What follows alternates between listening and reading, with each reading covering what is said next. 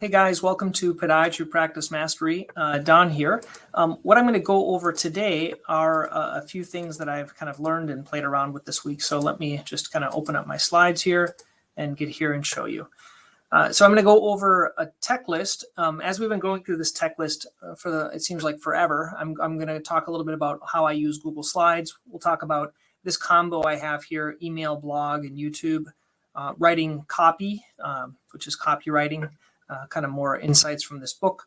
I did an interview with Stormy and started a Podiatry Practice Mastery, kind of a mastermind, asynchronous via WhatsApp, and started helping others using patient presentations, which is kind of new as well. And then we talked about one things that didn't work are these boundary things here. Kind of for a virtual mastermind, which kind of bugs me on the weekend. I don't like to do anything on the weekend. So I'm learning to set up better boundaries for that. And then Facebook ads, I learned that there was something I didn't know, and I'll talk more about it next week. So let's get right into it. This is something I learned recently. I was doing something with Paul Wright, and he had these questions here. I don't know if you can read these, but basically it says, have you been seen by another, we could say podiatrist before? If yes, is there not anything you weren't happy about? What aspects were you most happy? And what are the two things you'd like to achieve by today's treatment? And why is it important that you get rid of the injury as soon as possible? I like this idea. This was my favorite part of his patient intake form. And I included this in my new patient presentation. So this is what I do with new patients when they come in. If you look up here under my patient presentation tab, and you can see here, welcome to Central Massachusetts Podiatry.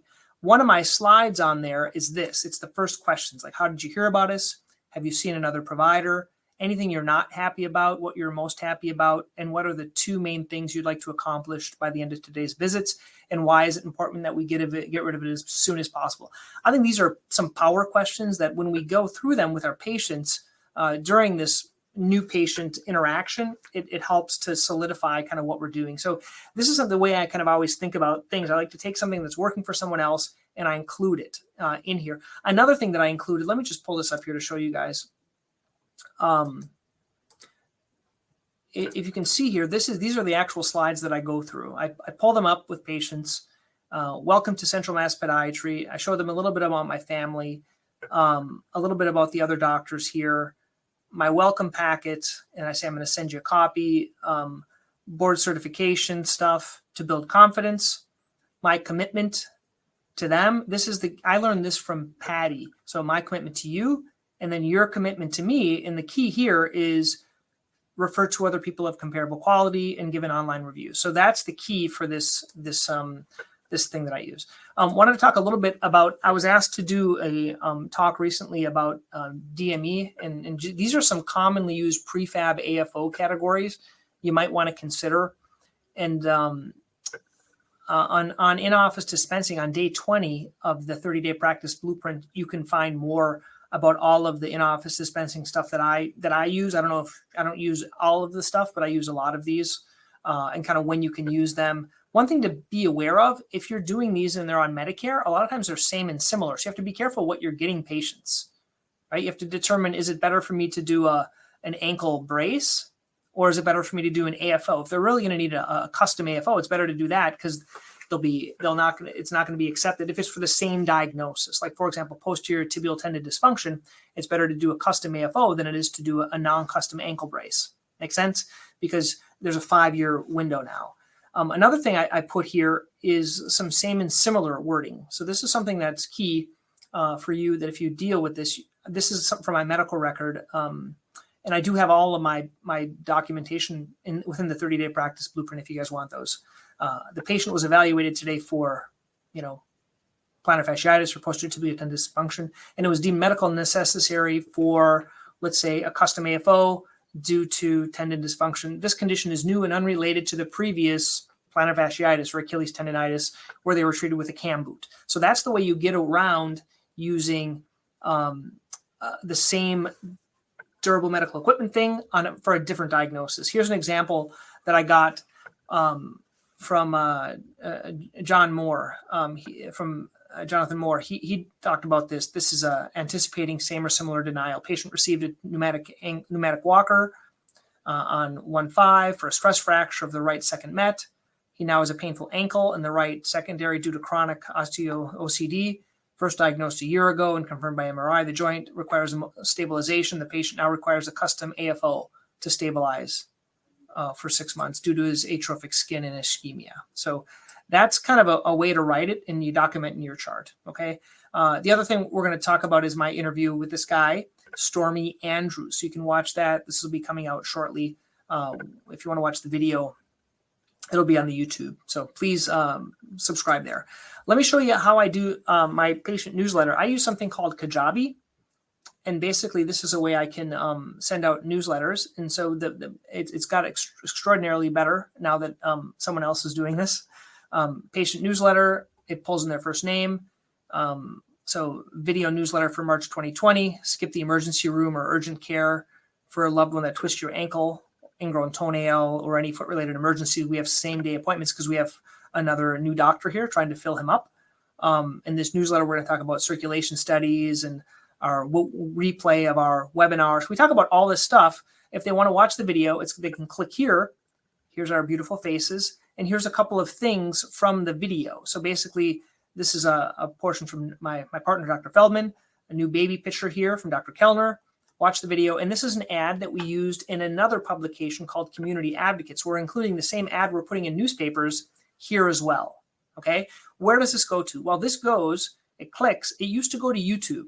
Now, my YouTube views were higher when it clicked there. Now it goes to this newsletter.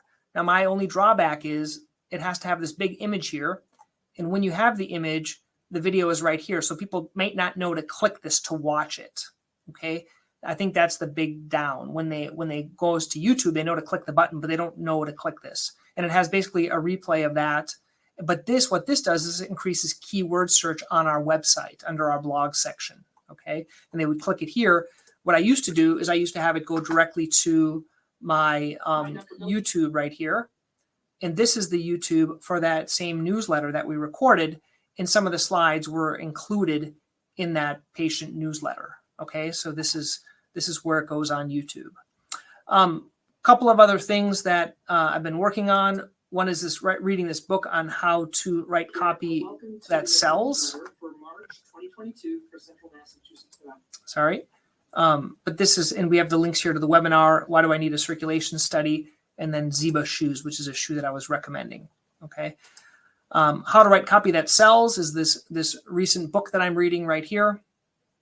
It's helpful if you want to learn. Here are my notes within my notebook that I use.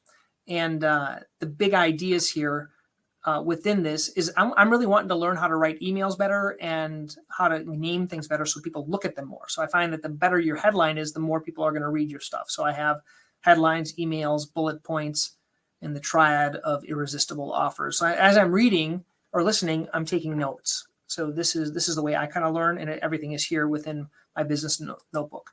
Here's Stormy. Here's his website. Some more information about him. If you want to be interested in learning more, you can listen to the podcast.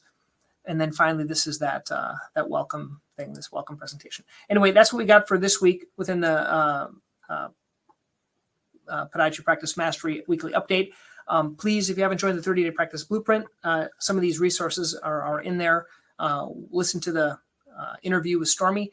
I forgot to mention a few things, guys. I did start this Podiatry Practice Mastery Mastermind, and we're doing it via WhatsApp.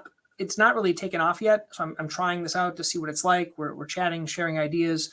But what I like about it is it's asynchronous, so we don't need actual time together every week. We can just share what's working for us. I started helping a few others using patient presentations. What I found is that it works really well for me, all these presentations, but I need some other people to try it. So I offered it to those that had shown more interested in my stuff within Podiatry Practice Mastery. And I have 2 people that I'm kind of working through for them to actually use it, because I want to see if it's not just a good idea in my head, whether other people like it as well. Also, this boundary thing I talked about, when it shows up on WhatsApp, I look at other things on WhatsApp as well. So I'm trying to avoid it on the weekend. I just let it kind of build up. And then Facebook ads, I'm going to talk more about it. Someone showed me how to do and look at other people's Facebook ads. So I'll show you guys that next week.